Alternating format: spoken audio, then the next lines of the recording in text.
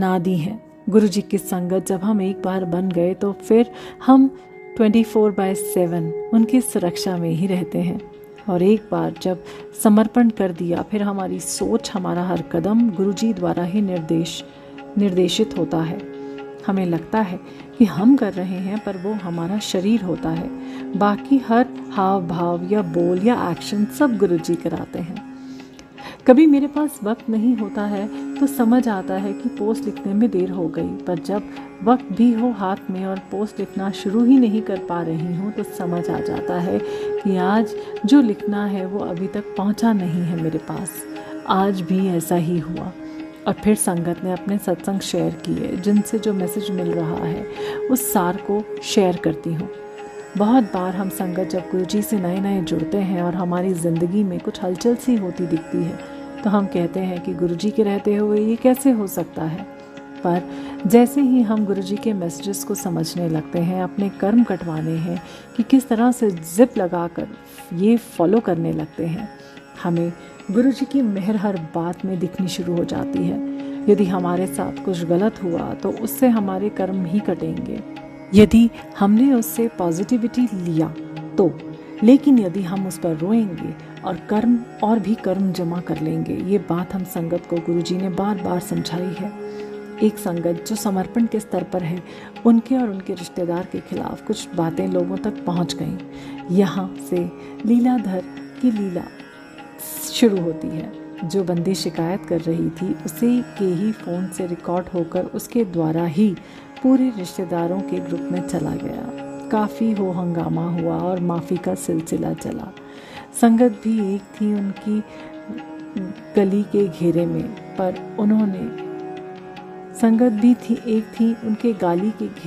पर उन्होंने माफ़ी मांगने के लिए उन्हें अपने घर बुलाया। रिश्तेदारों के मना करने पर भी संगत वहां पहुंची और अपनी आंखों से उन्होंने वो देखा जो शिकायत में कहा गया था। उस जगह पर कोई रहता तो शायद यही निकल जाता उनके मुंह से।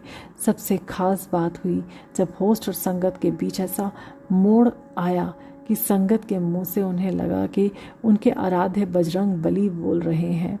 होस्ट जिनके घर बजरंग बली की असीम कृपा है, उन्होंने कुछ समय से बजरंग बली को लगभग भुला सा दिया था और दुनियादारी या धन वैभव में उलझ गई थी। संगत वो बोल रही थी जो गुरुजी निकलवा रहे थे। एक राह भटकता हुआ भक्त को वापस पटरी पर ला रहे थे।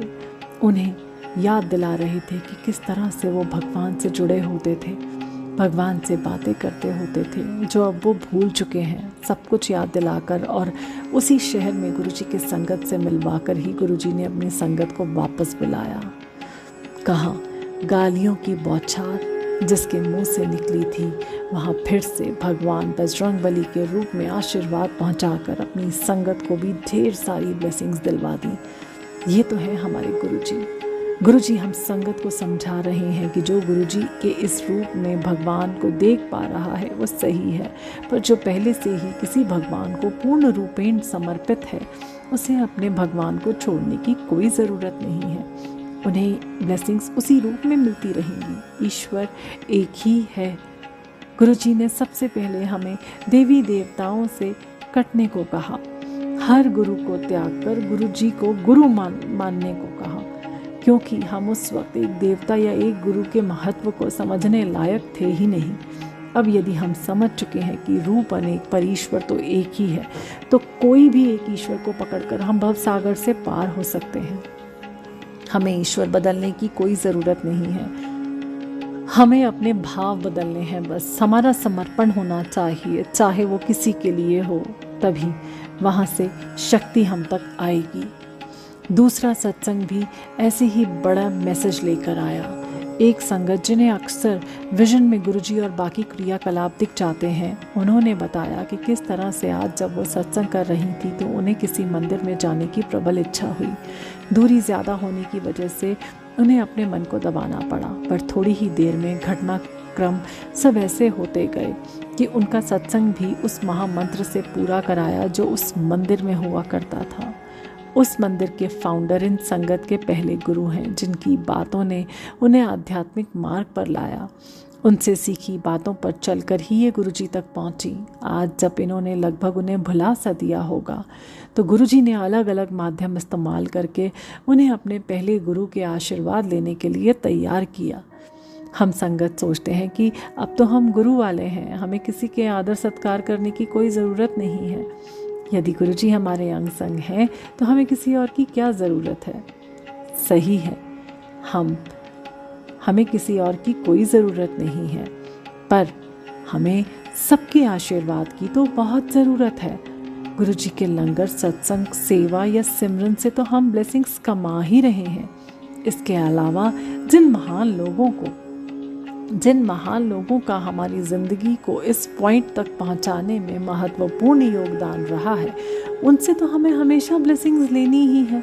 ऐसे भी जो हमारे गुरु रह चुके हैं, गुरुजी से मिलने के पहले उन्होंने अपना बेस्ट देकर हमें यहाँ तक पहुँचाया है कि आज हम महाशिव के शिष्य बन सकें। महाशिव की लीला के किरदार हैं, ये अपने आप में इतनी बड़ी बात है जिसे हम संगत तो समझ नहीं पाते, पर इस बाहर वाले से पूछो तो उसको हैरानी या अविश्वास का भाव बहुत कुछ बता जाता है। लोग जिसकी कल्पना नहीं कर सकते, हम वो पल जीते हैं, और ये सिर्फ हमारे शक्तिशाली गुरुजी की कृपा से है। वो तो महाशिव हैं ही, पर उन्होंने अपनी संगत को इतना शक्तिशाली बना दिया है जो किसी भी ऋषि मुनि के लिए दुर्लभ हो। गुरुजी की संगत क्या नहीं कर सकती है, जो किसी की कल्पना में होगा या जो एनिमेटेड सिनेमा में विदेशों में बनता होगा, वो सब प्रैक्टिकल हमारे सामने हो रहा है। हम उनसे होकर गुजर रहे हैं। यानी इस दुनिया के लोग जो अपनी अधिकतम कल्पना कर सकते हैं, वो हम संगत जी कर आते हैं, और गुरुजी प्रैक्टिकल कराकर साथ में प्रूफ भी दे देते हैं, जिससे हम अपने पर ही अविश्वास ना कर लें।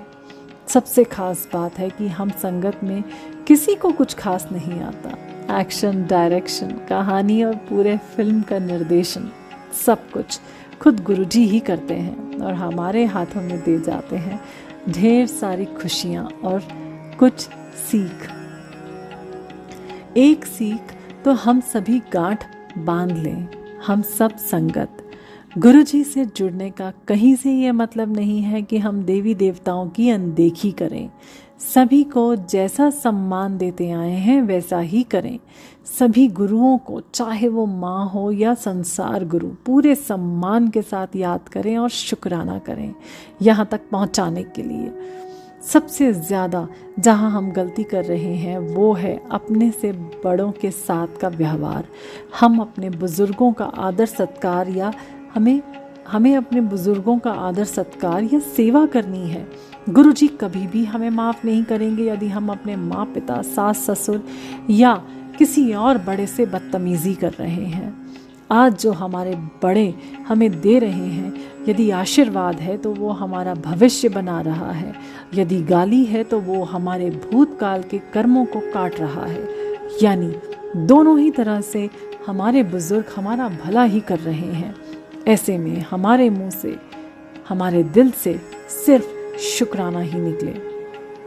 हमारे गुरुजी हमें वापस अपने संस्कारों से जोड़ रहे हैं। इनका तरीका इतना प्यारा है कि हम पेरेंट्स को इसे अमल करना चाहिए। हमारे अवगुणों को कभी भी सीधा नहीं कहा कि हम गलत हैं या हमें वो अपना नहीं सकते, क्योंकि हम में तो बहुत सी बुराइयां हैं। पहले अपने प्यार से हम सबको बांध दिया और फिर धीरे धीरे हमारे अवगुणों से रूबरू कराते हुए उसे हटाते जा रहे हैं। हम संगत यदि समर्पण कर चुके हैं, यानी गुरुजी को अपनी बागडोर सौंप चुके हैं, तो फिर हमें अब कुछ भी सोचने की ज़रूरत नहीं है। एक दिन हम गुरु के लायक हो ही जाएंगे। 100 साल पहले भारत जो भी था खुशहाल था। हमारी पीढ़ी ने अंध दौड़ और भेड़ चाल के चक्कर में सब कुछ गंवा दिया।